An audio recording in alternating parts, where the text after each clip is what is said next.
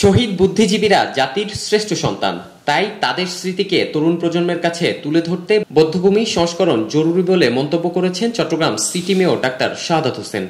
শনিবার শহীদ বুদ্ধিজীবী দিবস উপলক্ষে চট্টগ্রামের পাহাড়তলীর বধ্যভূমিতে ফুলেল শ্রদ্ধা নিবেদন করেন সিটি মেয়র শাহাদাত হোসেন।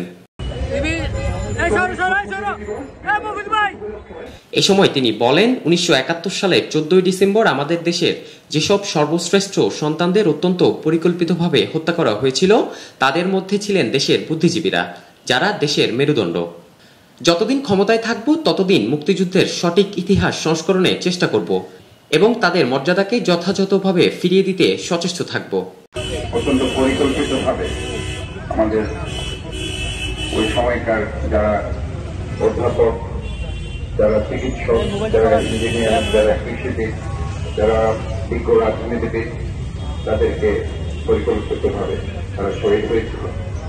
শহীদদের আত্মত্যাগের প্রতি সম্মান জানাতে এবং তাদের পরিবারের প্রতি শ্রদ্ধা প্রদর্শনের জন্য সিটি কর্পোরেশনের পক্ষ থেকে বিশেষ উদ্যোগ নেওয়া হবে বলেও জানান মেয়র।